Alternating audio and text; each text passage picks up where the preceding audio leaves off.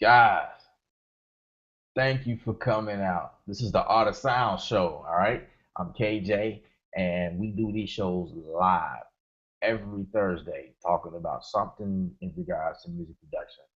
You guys have shown me love ever since I started. I want to say thanks. So if you guys are picking up this video as an archive later on, these videos can be very lengthy. Probably almost everything I do is probably lengthy because I kind of go in depth about what I do. I don't just, I have several videos on my channel where it may be short just for uh, entertainment purposes, but most of the times I'm showing you guys how to do something. I'm breaking stuff down.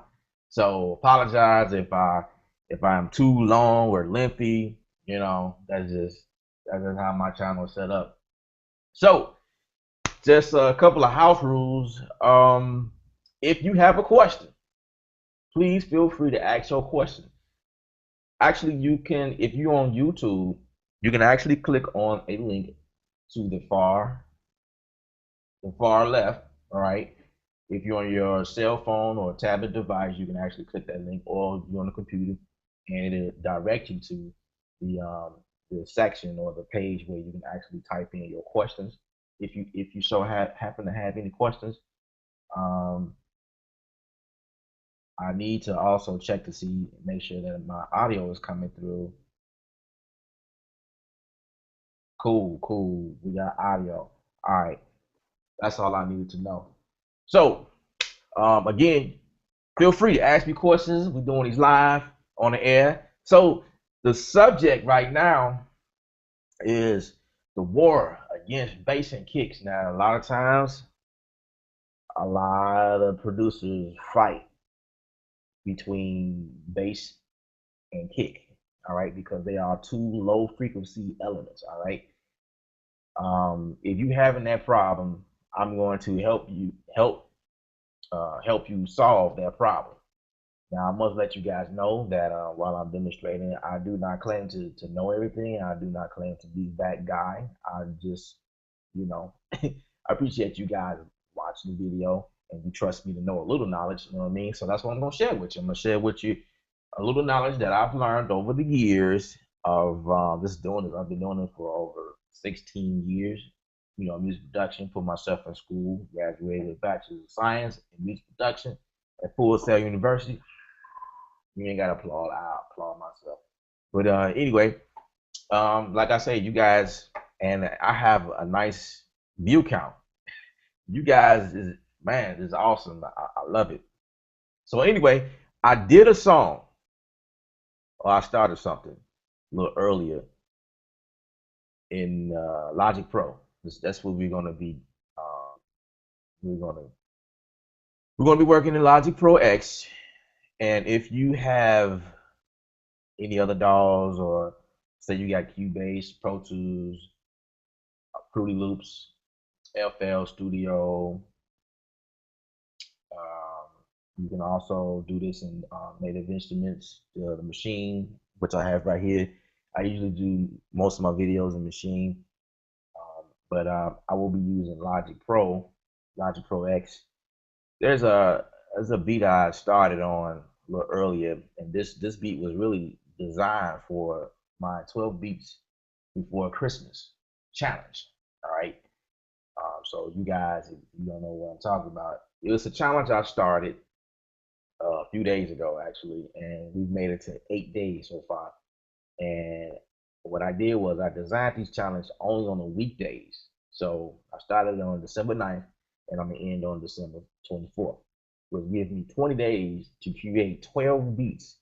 And the benefit of that is all of 12 will be available. Well, I said that wrong. Three people. I'm giving away three beats to three people that sign up to my blog. Just visit my website, ksound.com. Put your name, your email address in the section in that blog, and that's pretty much it. You'll be in the drawing. So, on later on, I'll pull the name out and announce you. Actually, I'll let you know. I'll send you an email or so. then you know that you was the one selected. I might just do all that live and then come back do another one. Okay, this person pick this beat, blah blah blah, whatever, and give them away. All right. So that's pretty much the gist of that. Now I like to turn it over to my screen. Let's switch my screen as soon as I find that. Okay. All right. Share you guys my screen. All right. Hope you guys can see that. So in front of us, what we have here is a Logic Pro session, right? And I'm going to probably exaggerate on some stuff just so I can show you exactly what I'm doing. So this is the beat so far.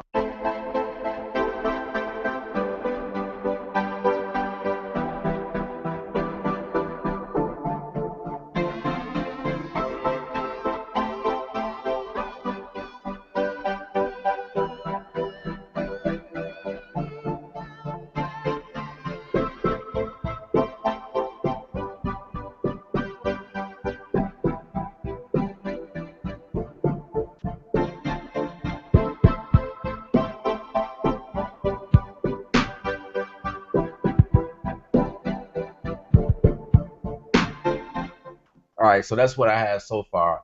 I'm not done with it. It's something I just started earlier for another video. Like I said, I'm gonna probably mute this kick, and I'm going to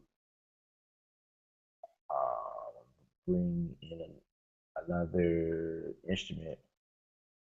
And for this, I don't think I want to bring in machine on this one, not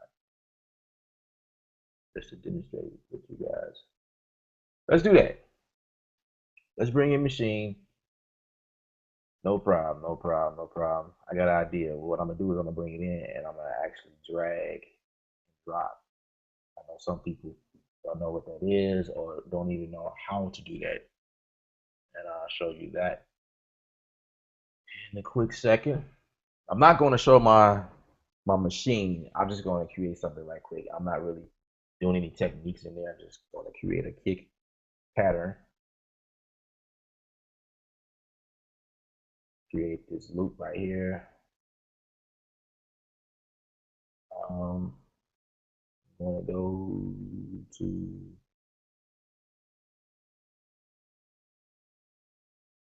my kick section.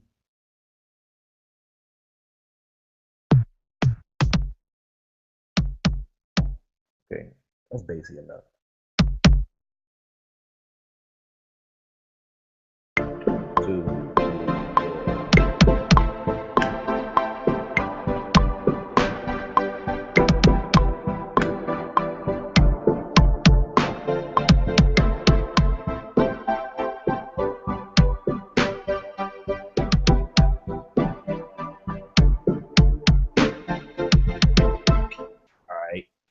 So I got a kick pattern, and what I want to do is actually maximize the volume on all of them, except this. I wanted that to incline like that. That's fine.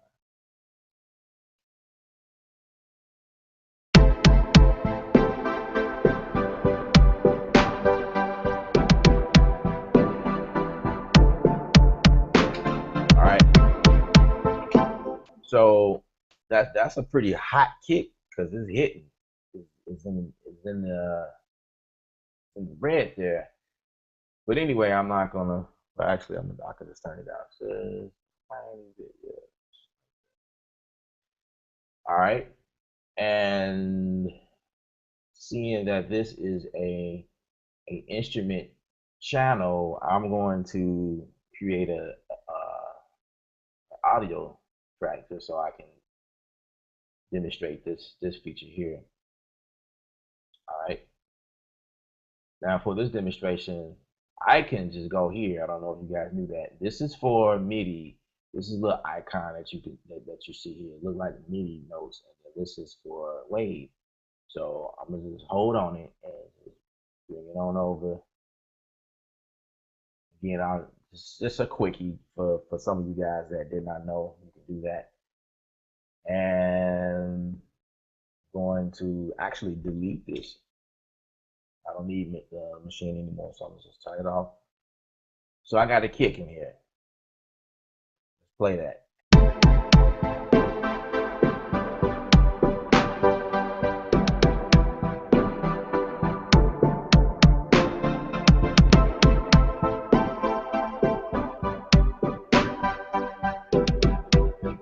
All right.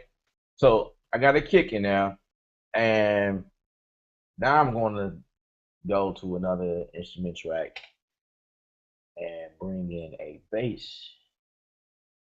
And I like Logic bass. Yeah, the bass is pretty cool. Go to synth bass and the analog deep. Now this is the synth R&B style.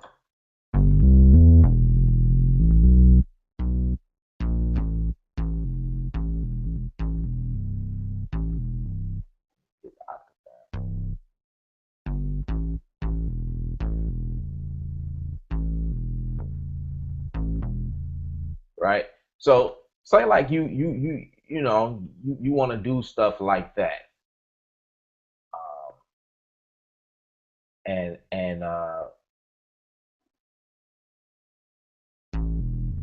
okay, this is real basic, but I got this kick in here. You know what I mean? So let's record that.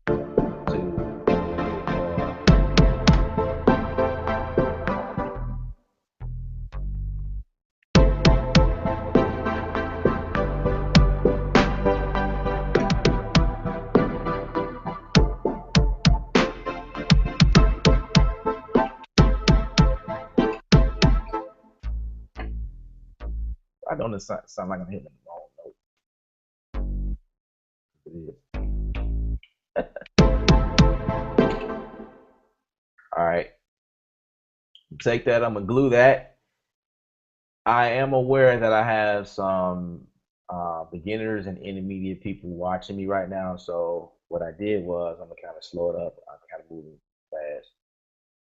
Um, what I did was I took a kick, and I mean you don't have to do this. You could have just created a kick on one of the MIDI channels, but I just chose to do this because I knew I liked the kicks inside of the machine. So I brought in the kick. Actually, I'm gonna just label this.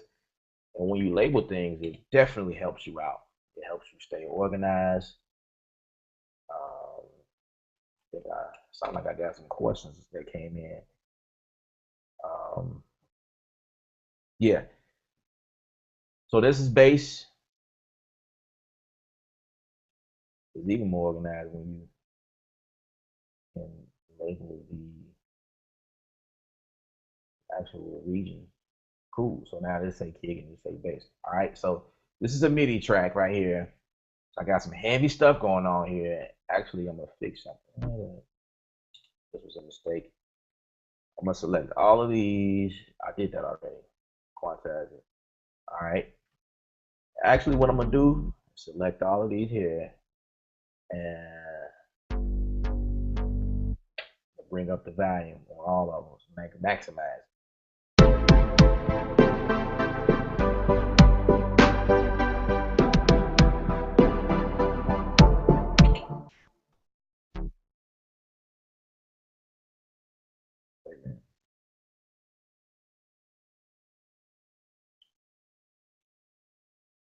Okay.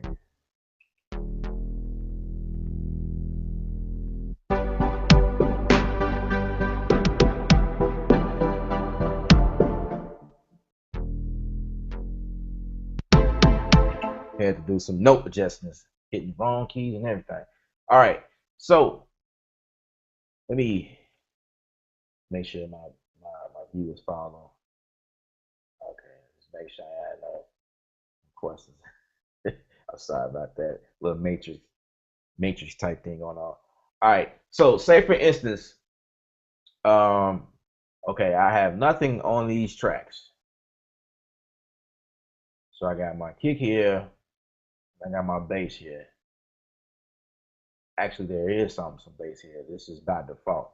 So I'm sorry, not Native Instruments, but Logic Pro automatically add their idea of what it should sound like. This is a ES2 synth plugin, and on my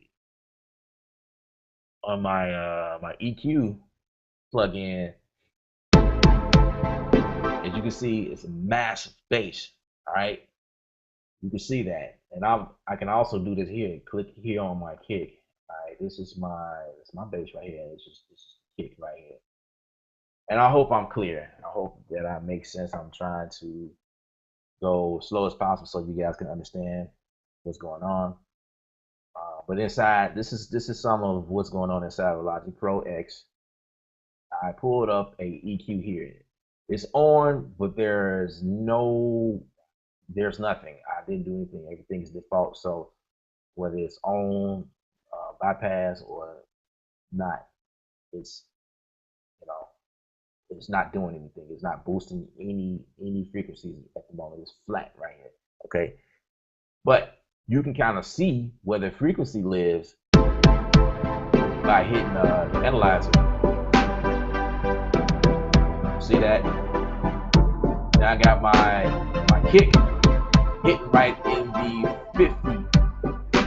50 hertz. All right.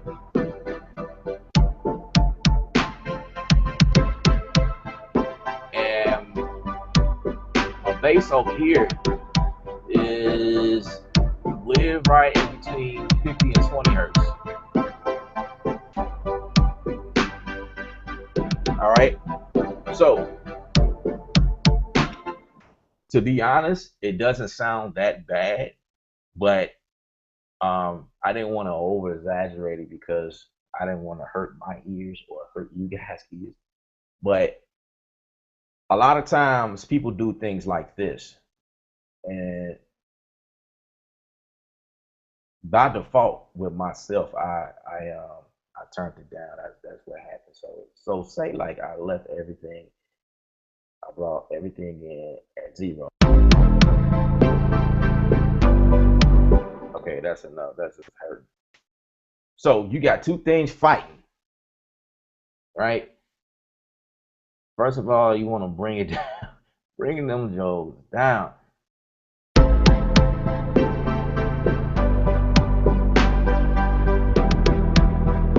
All right, now you already see what's going on here. So some of the things you could do, or one of the things you want to do, let's put it like this. One of the things you want to do, and I'm gonna switch my screen just so I can kind of explain it. Make sure that I'm not getting any questions because I don't want to miss any questions. All right, I'm back. So one of the things that you want to do when you're fighting with most songs have a kick and a bass line in it. But the one thing that you want to discover is what's going to carry the song. Is it going to be the bass line or will it be the kick? Now you have different genres that does different things depending on the style of music. So say for instance you working on a dance track, EDM track. If you pay attention, you know that the kick drives the song. The kick is a real punchy kick, and the kick is really driving. In those type of songs, they really not substituting. That's not a good word. Um, they're not eliminating anything. I'll say in dance EDM style music, you still have the bassy and the bassy bass lines and the bassy kicks. You have those, and it's like they're not compromising. What they're doing is they're using a technique called sidechain. All right. What sidechain does, it gives you the ability to duck the bass line in and out between kick hits. or kick points or however you want to say it. So that's what they're doing. I use that a lot as well. I can show you guys that, but I just kind of want to keep it simple for right now. Say you're doing R&B. R&B is one of those bass heavy, type songs. I'll say in R&B, it just really depends. A lot of times it's the bass line that's driving the song, and the kick is not so much hitting that hard, although it can, because it's an R&B song. It's a slow ballad. If it's a pop R&B, then um, the uh, it changes. I was looking for another word to use. The Yeah, it changes. It's the opposite. The kick is obviously hitting harder. Say you're doing hip hop, you already know all day the kick is driving the song, but the bass is as well. Yeah, so I've heard songs where the kick was lighter than the bass, and it's really you just playing with frequencies and you cutting through some stuff. So like for instance, let's go back to the screen. Um, I'm really trying to make sure that nobody's asking me questions because I would really hate to miss those questions because this is what it's all about. Q&A. Love questions. Love questions. Yeah, so guys, if you have any questions, feel free to let me know. Like I stated before, you guys can, and I'm getting text messages on.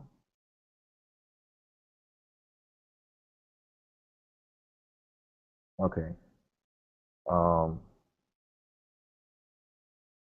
Anyway, um, let me show you my screen.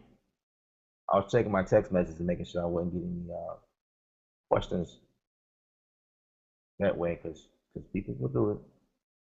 They will send you questions over the phone. All right, so back to my demonstration. Okay, so I guess I can. Okay, let's keep going. So in this type of song, this will be like a R&B popish, like a slow ballad pop R&B, because it can go either way. It has the R&B um, style, like R&B is more like rhythm and blues.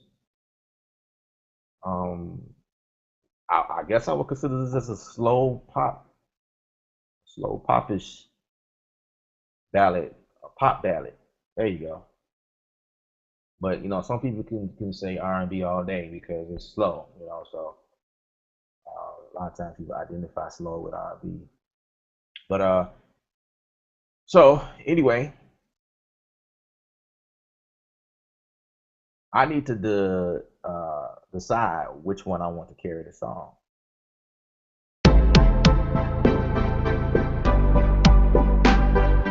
I think I want the bass to carry.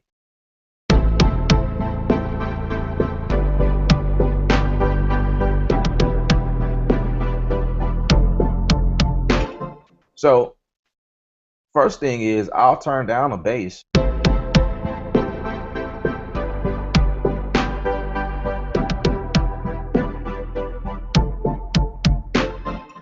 And for my kick, I will kind of just start decreasing around 50 hertz.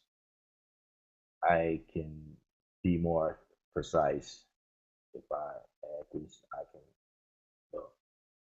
whatever.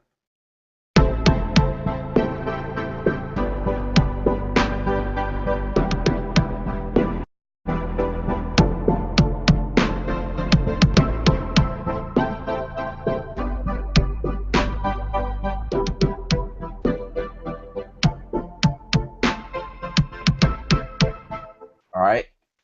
But a lot of times people will, say you do that, you bring down some of the bass a little bit, and it's not hitting hard like you want to. It's like it's missing something. Like man, so it's just really the matter of mixing the both together to get that sound. There's already a compressor on the bass, so the bass is strong. I'll do the same for the kick, and this is just a regular.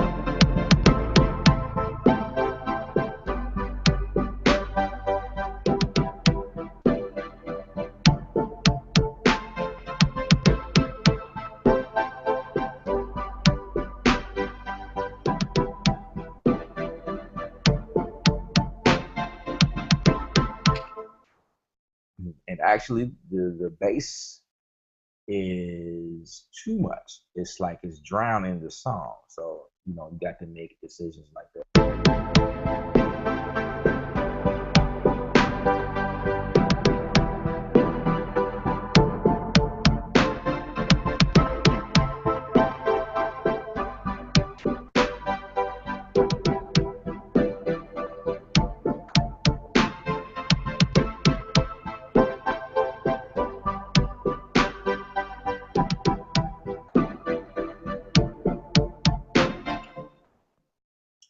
What I could do, I said I was gonna be simple, but I can also add a little side chaining effect. I won't be too, I won't go too deep with it. But say your situation, you still fight. You got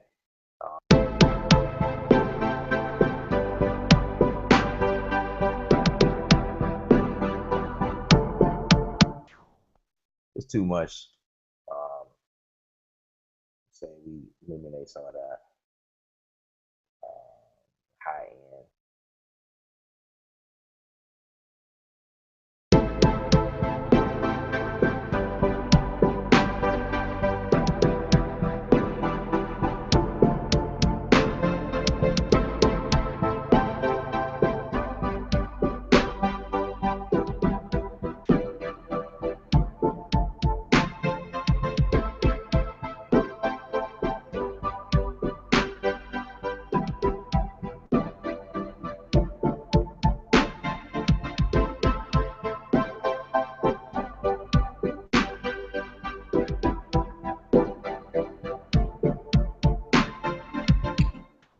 So on my bass end, I can use this compression, or I can pull up another compressor to do specifically side chain and stuff.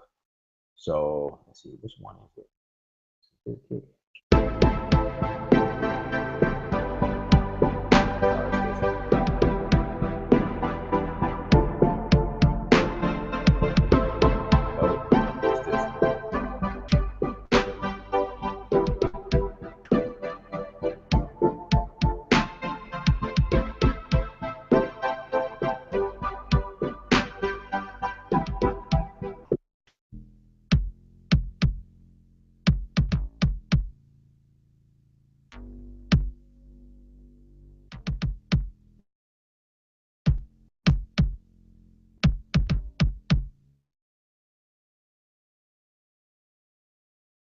I don't know if you guys peeped what I was doing.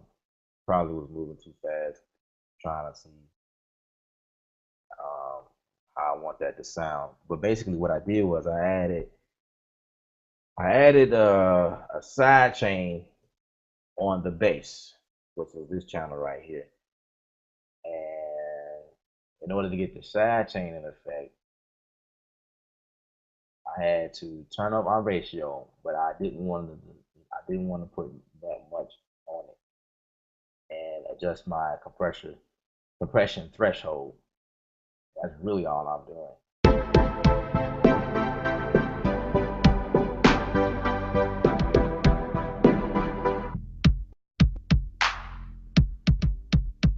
All right, so you can kind of hear like ducking.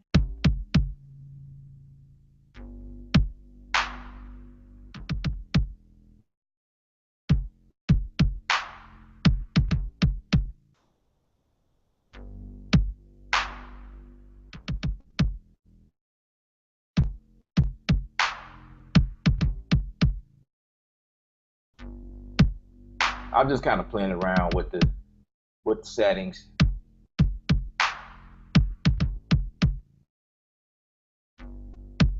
So if I make my release long, it takes a while for the full velocity of the bass to come back in between kicks. I want to shorten my release, so I did this. Probably need to exaggerate more so you guys can really what I'm doing. So I'm gonna turn up my ratio. Here we go.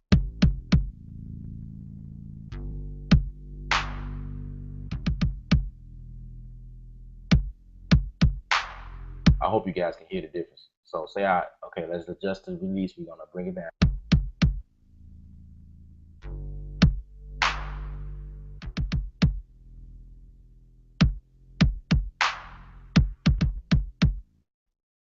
Now, what I'm doing is I made space for the kick to come in clean every time, no matter what the kick is doing.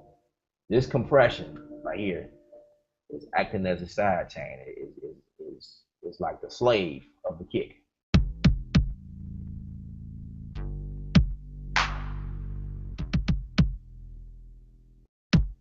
But it's ducking away too much. So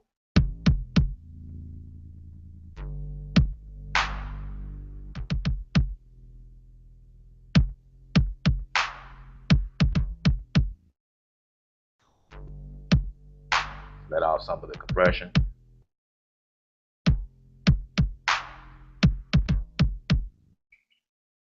And that's pretty much how you avoid that. So it's just really simple.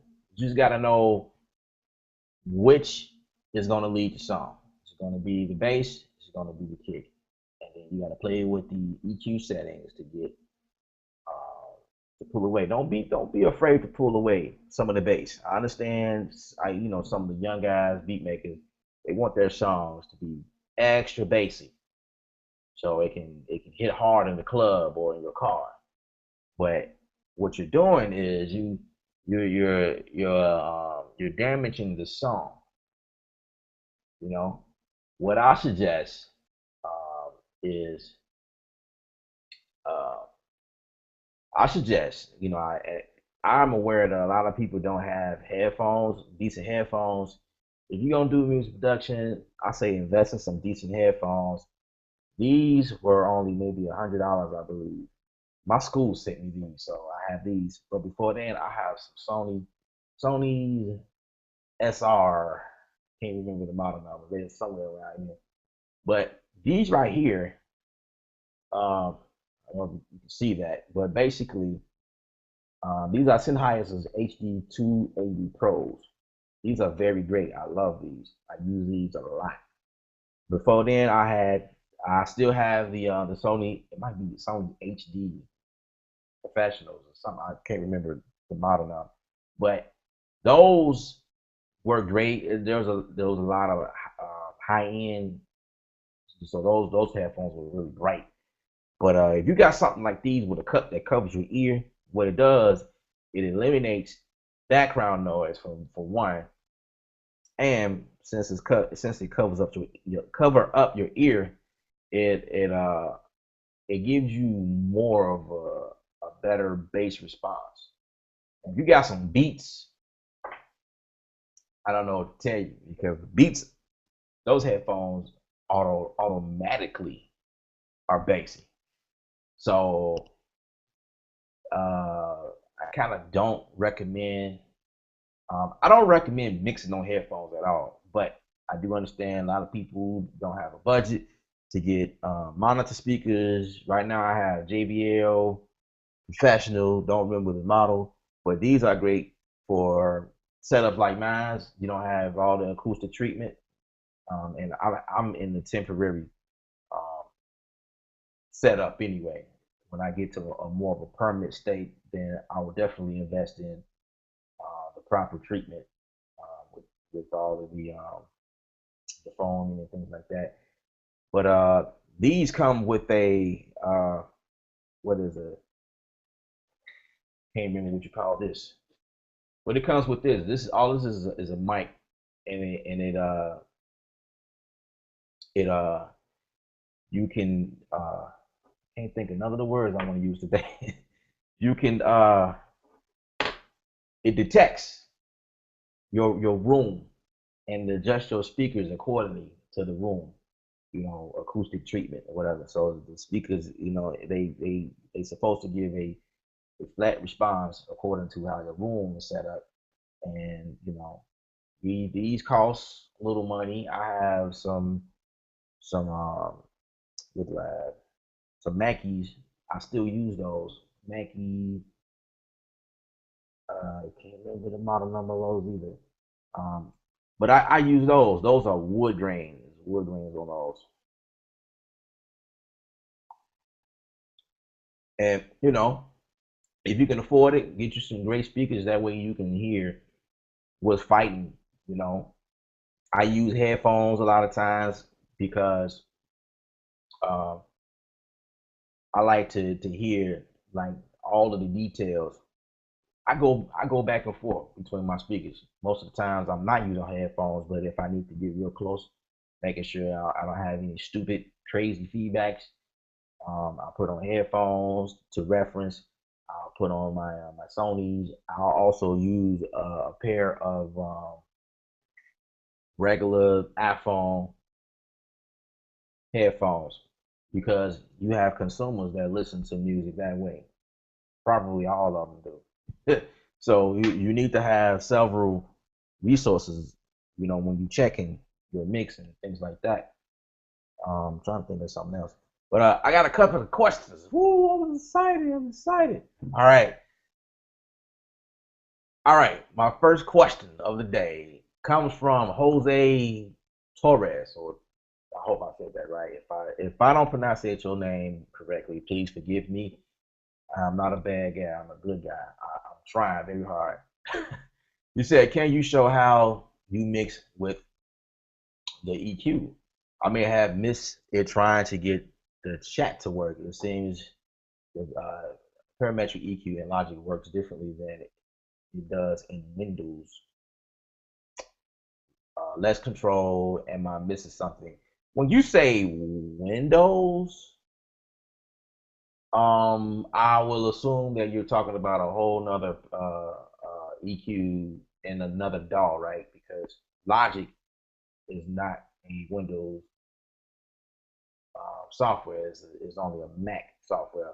But if you are talking about what I showed in my window, I'm not clear as to what you're really saying. But yeah, I kind of went through the EQ before, and I can go over that again. That's not a problem. It's not a problem. Um, yeah, let's go over that now. I was gonna jump to another question, but while we're here, so uh, first of all, I gotta switch the screen. That will make sense, right? Ah. Okay. All right. So basically, this is probably what you missed. Um, what I did was this is the kick EQ, and this is my bass EQ. Both of these usually fights with each other. So my my bass EQ was, I say, round plus 10 dB, if I can remember correctly. Probably even higher than that. What I did was I brought it down some because I felt like it was too much bass, and my kick was definitely hitting hard. But what I did was uh, my kick came in flat, so there was nothing. So I did all this messing around with it here on my own. So I brought say between 20 And then what's that? 60, 64, 64 hertz. Brought it down like maybe 40, negative 40 dB. And this right here, because it was as bright to me, I just brought it down right here. It's 100 hertz, between 100, closer to the 200 hertz. Brought that down, and then the rest of my high end, I kind of brought that out because the kick that I'm using was high. And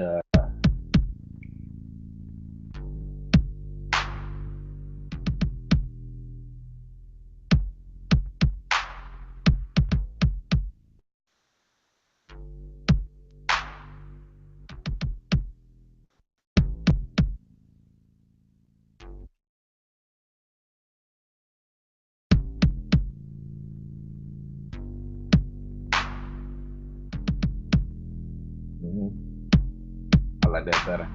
So, and what I did was I went into sidechain, the sidechain effect that I kind of threw out there. Um, the sidechain does not need to be like it would be in a dance or EDM song. Um, just like a light sidechain technique. Kind of ducks away some of the bass, and some people will actually do it like this. I've seen producers do it. I've seen a couple of videos where they'll actually go in the automation and they'll duck it themselves. It might be beneficial to you to do that. That duck where the kick is, and obviously you got to be like fine tuned in order for this to happen. Maximize your screen, make sure you got enough space, and some of them will duck it themselves. This would be a sense of side chaining as well. You can definitely do it like this.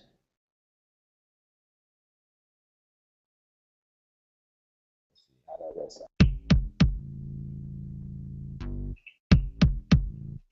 Yeah, I definitely exaggerate. Can't really hear it that much because my bass already low. But I've seen people do that. But as you can see, just by this demonstration, that's all it's doing when you sidechain. It's ducking whatever, pretty much usually the bass line, but I have ducked away since like chords, keys. I've ducked, I use sidechaining for that to get that yeah, yeah, yeah, yeah, yeah, yeah, yeah. You know what I mean? Like you can use sidechaining for anything that you want to do. Um, but this is just a demonstration for uh, the kicking bass walls. They always fight. They like brothers. Yeah, I was gonna say brothers and sisters, but both brothers. They always fight. Or brothers and sisters. Brothers and sisters fights all the time. All right, I got another question. This is exciting. All right, Jose says finally the chat works for me. This is digital dope. K, I made it. Oh, that's what's up, man. What's going on? I appreciate it, man. I get to see who you really are. So your name is Jose. So digital dope is what, your production company? That's pretty awesome. That's pretty awesome. I'm really excited you were able to make it out and hang out with me. That's dope, man. All right, I got another one from Jose. Okay, just telling me who you are. Jose Torres is okay. Cool, cool. That's awesome. That's awesome. I guess I validated myself. You get to see who the real people are. All right. I got another question from Jose. I use Machine on Windows and Mac, and when using any parametric EQ on Mac, it seems to have less control. Not sure why. It seems the bands move differently and doesn't have as much. Hmm. Uh, that's wow. That's you know what? I'll say this, and I'll log out the question. I'll say this. Um, between Windows and Mac, they are totally two different machines. That's number one. They have different sound cards. I don't even use the term sound cards when it comes to Mac. You know what I mean? Mac is just plug in the interface and go. With a Windows, it's built a little bit differently. You know, if you're speaking in terms of how much control you as a user have over the EQ, I'm really not sure how that works since I don't own a Windows computer. I only uh, I only was able, I do everything on Macs all day. I don't do anything on Windows. That's just I would just prefer to do everything on Macs. As far as the sound quality, again, I don't know what the sound quality will be on a Mac versus a Windows.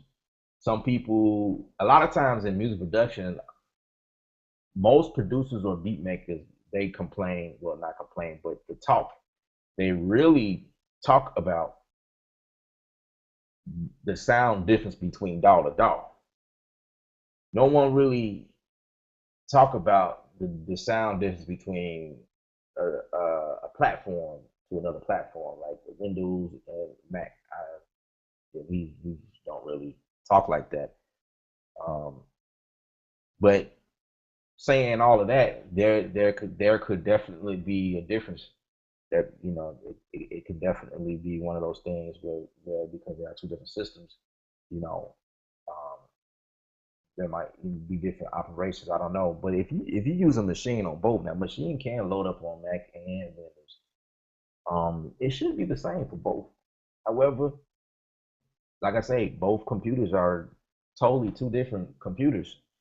But your machine should all the parameters in here should be the same. I would think so. I hope I answered your question correctly.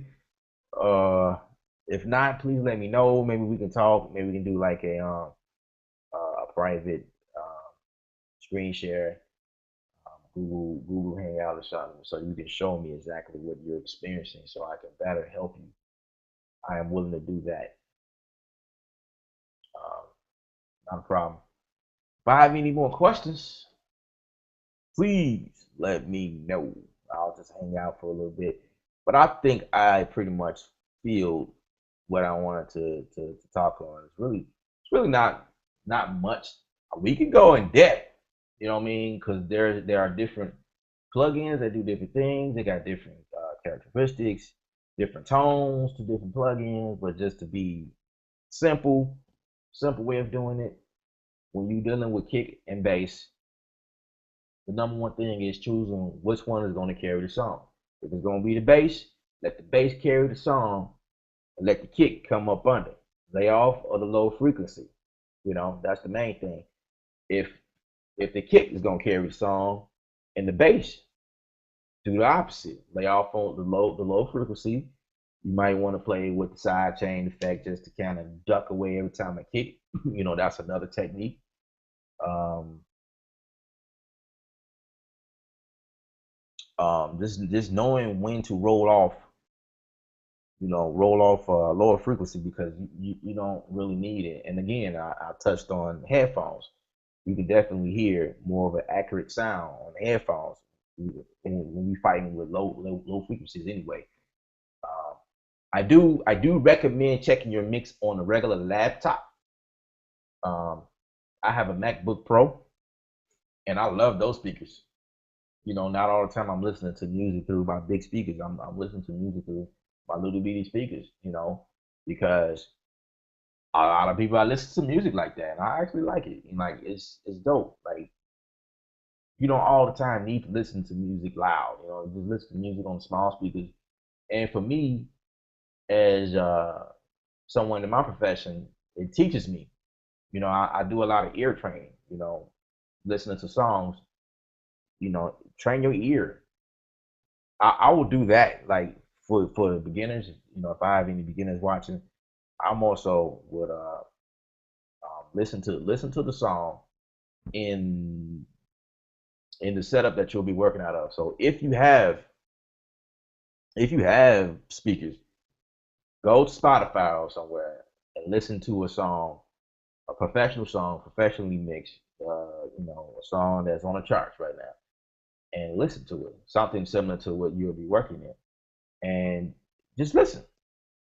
And once you listen to it, you're kind of giving your ears that validation as to what it should sound like, and you just keep that for your inspiration or your reference.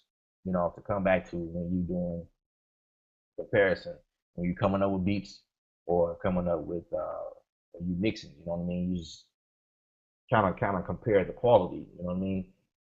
You know that the professional song is not going to be bass heavy. It's not going to kill the bass end where you can't hear the vocals and all the other instrumentation. You will never hear that. You only hear that with someone who thinks they know what they're doing and put it out on SoundCloud or something, and have it up there for people to listen to. And then you got people lying to you saying that's dope. No, it's not. It's not dope. Your bass is killing the song. It's killing the song. It's distorting the song. You don't want that. You want everything to be even, clean, and like overall mix. That's what you're looking for. So kick and the bass a lot of times is that thing that fights with each other. Uh, got a comment from Juliano Wells. I believe that's your name. Sorry if I pronounced it wrong. He says there is no difference. Okay, I probably should have been paying attention to the questions as it came in because I don't know what you are referring to. But cool. I think I know what you're saying. Uh, then he also says it's all zeros and ones. Oh, okay. I got what you said. Once you said that, I only know what you mean because I took a computer networking course years ago, and so I know exactly what you mean. Okay, so Giuliano is saying he's letting me know that whether you have a Windows or a Mac, it should be the same, and that's what I thought. I thought it should be the same. It's just those dolls. You got you got you got Pro Tools, you got Logic Pro, you got Cubase, you got Ableton Live, you got the new DAW that I think is really dope, which is Bitwig. You guys check that out. I think it's really awesome. Those programs have different tones and characters to it. But you know what? To me, personally, they all the same thing to me. They all the same thing to me, to be honest with you. I really don't go and analyze a sound from DAW to DAW. Oh, it sounds more gritty over here, so okay, this DAW would be better. A lot of times I hear people say, a lot of my producer friends, Pro Tools is more warmer. Yeah, I do admit that I get that sense when I'm using Pro Tools, like when you record vocals and things like that, or recording drums. I actually like recording drums in Pro Tools, but I just prefer to record them in Logic Pro.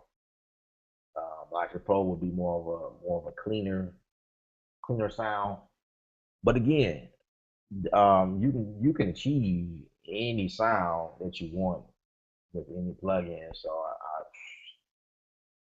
I don't think it really matters that much. Um, you guys are awesome with the questions. I love it. Jose says, Juliana Wells, it's working differently for me. I've used several DAWs on Windows and can move the bands where I want. But when using a Mac, using a DAW, it has less control. Specifically, using the Isotope Parametric EQ, Machine does the same thing. yeah, we're gonna have to like um, do like a private hangout. Um, but I don't know. And I'm not gonna portray myself like I know the answer to that question. I don't know the answer to that one. All right, Jose also says, not sure why, maybe a different mode in the EQ itself. Logic EQ does the same thing. Absolutely, absolutely. Um, got another question from Cho. Child. Again, if I pronounce your name wrong, forgive me. Finally figured out how to pull up the Q&A chat. What speakers are you using and how much were they exactly? That's a great question. That's an awesome question, actually. I thank you for asking me. Let's talk about the Mackeys. My Mackeys was really my first real set of monitors. Those will run you anywhere from $600 a piece.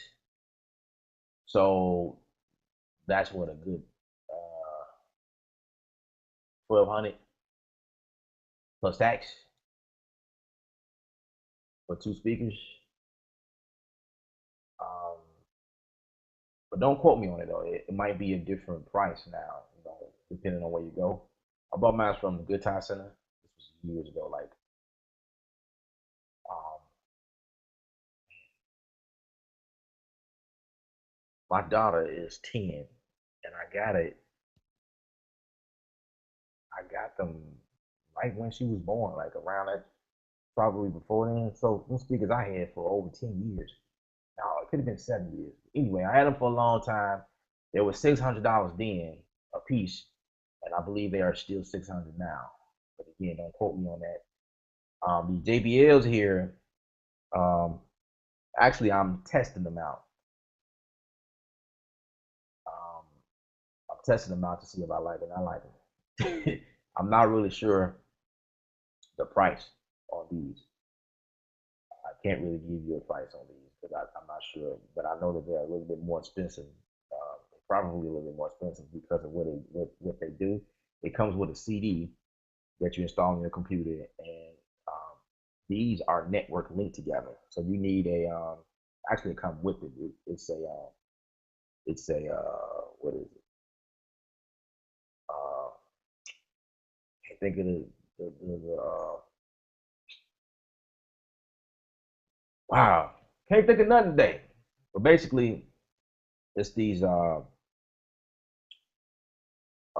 cables that connect them both together. So if I hit the power on one monitor, they both cut off at the same time. If I adjust EQ on one, and that's the other thing, you can adjust the EQ on it. You can set different presets on it, which is pretty cool. Um, you can yeah, the EQ is on these RMC. That's what I was trying to say when using this here. Protecting the room the acoustic. Um, yeah, what I'm about to do, I haven't did it, but I used to check my I used to check my premix on a little small radio and on my laptop to kind of give me a more of an accurate sound as to what I should go for. I did a lot of trial and error over the years, just playing around with settings and doing stuff. And someone asked me a question. It was actually Jose, and asked me could I show him uh, how to eliminate that the kick and bass war. So big ups to Jose for the question. Give me my topic for today.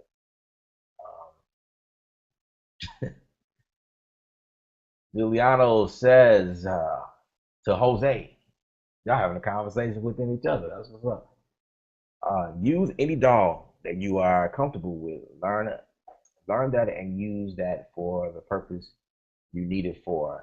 I use Cubase and compose music, and I use Pro Tools to mix.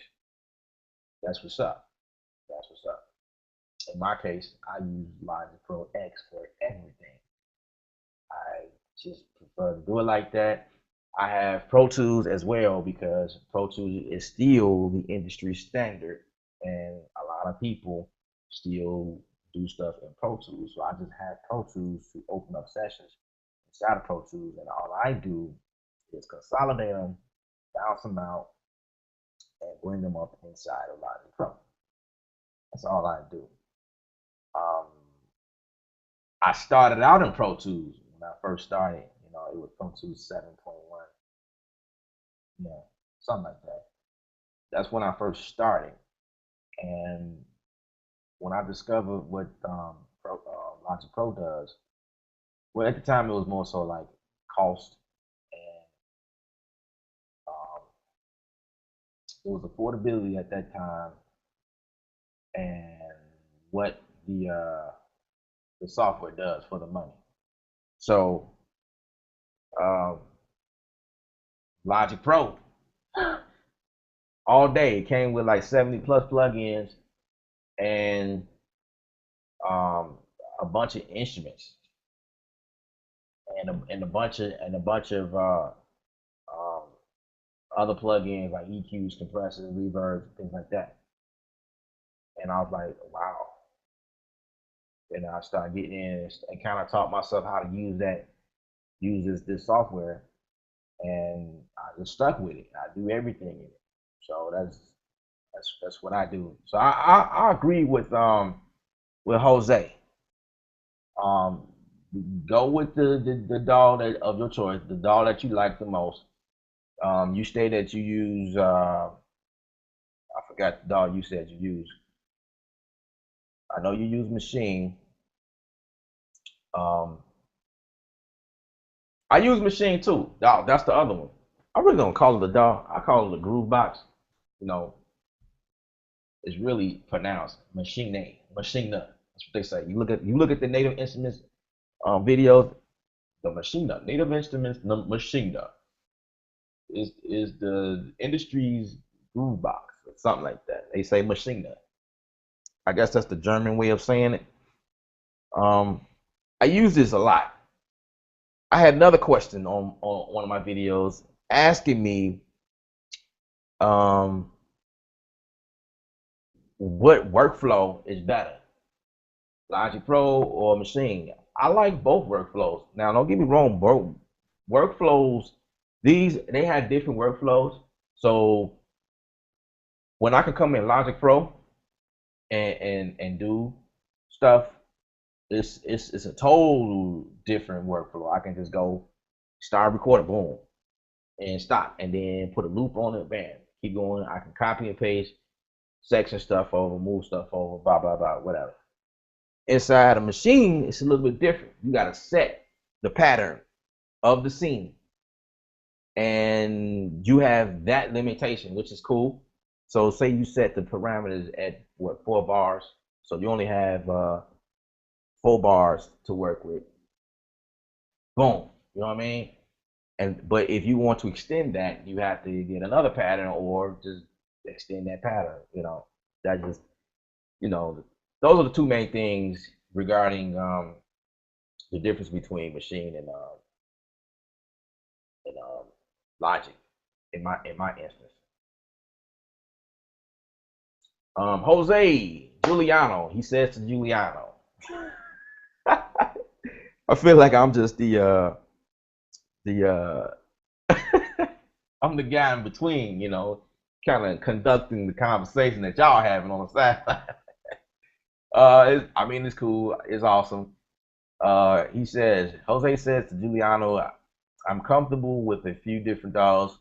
My only problem I'm really facing is with the metric EQ. I'm sure I'll figure out the problem somehow. Thanks. Okay. Cool. Cool. Um, the Jose also says it's sidelining effective on vocals. Sidelining. Side chaining. It's sad chaining. That's you can use side channel vocals if you want that effect. Absolutely, you can use side chain on anything that you want to use it on. Side chain is just really ducking back and forth. That's really what it's used for. If it's used for any other purposes, and I know that it probably is, I'm not really sure, but that's all I use side chain for is just ducking between um, the hits of the channel you chose. So like for instance, like what I just showed you just now, I wouldn't put a side chain on a kick. Just never would. There's no reason to do that. That's defeating the whole purpose actually. I'll put side chaining on the bass because the bass is a sustained sound. A kick is more of an attack. The kick sets the rhythm, the groove of the song. So I'll put it on the bass like I just demonstrated, and the bass will just duck between kicks. So if I got my kick on like the and my bass, if I got side chain on the bass, it's just gonna duck in between. And I just demonstrate that. So yeah, that's how I'll do that. If you want that same effect on vocals, say like your vocals are doing some really cool harmonization inside of a dance EDM song, you could definitely do that if you so choose to. Yeah, I say explore. Anybody else would probably say no, no, no, no, no, no. Don't put side chain on the vocals. You're not supposed to do that. I say go for it. If that gives you something, that might give you a different sound. I've never done it before. Um, but you can, but I've never had to do that. I was always able to achieve what I need to just by doing the editing and stuff, automation within the channel. Um, yeah, but you can if you want to. All right, Jose, last is Ansoff. That's awesome. I now, okay, he says, I now, it's, okay, I know it's side chaining. Right, of course you did. Of course you did. Also, auto correct on the Mac did that. Auto correct.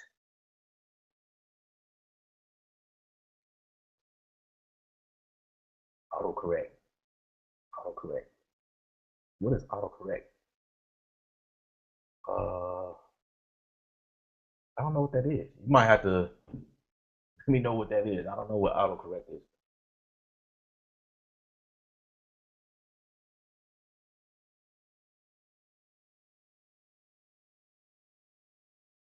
Okay.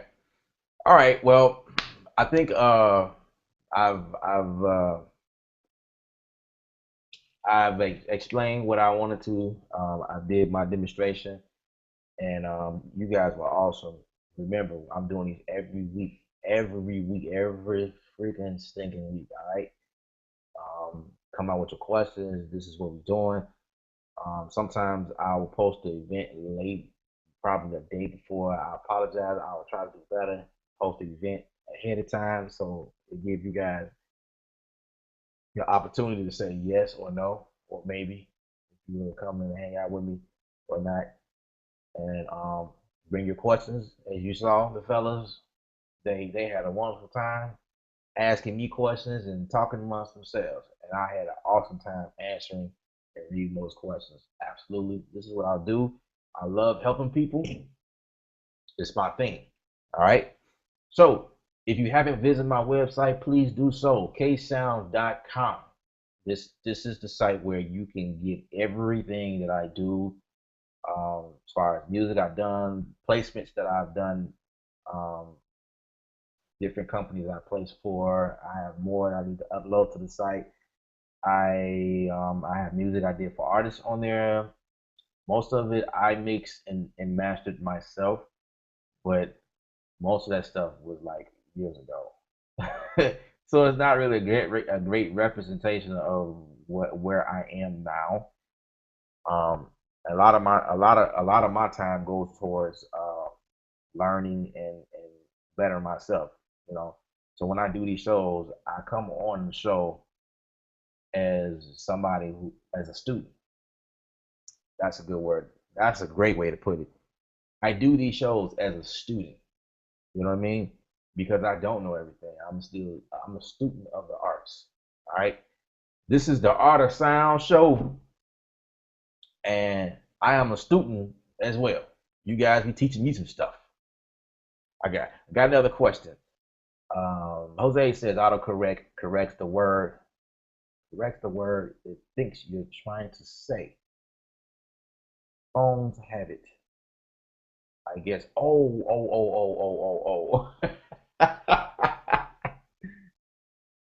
I guess Mac does too. I need to turn it off. Okay. Yeah. Yeah, you can definitely turn it off. Oh, I didn't know what you're saying. I'm thinking like autocorrect. And I'm thinking Logic Pro. Like, where is that? I don't know. I heard of auto tuning, but not autocorrect.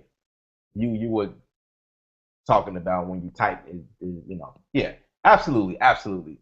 Sorry about that. All right, guys, you guys was wonderful. I'm gonna log off now, and I hope to see you guys next week. I hope that I was able to explain everything, and you guys were able to understand everything. Again, if you have any questions, please feel free to see. That's my cue. Um, put your questions in the comment area. I'll continue answering questions throughout the week. And if you're not subscribed, subscribe. All right. I'm out, y'all. You guys were wonderful, but I gotta go. All right.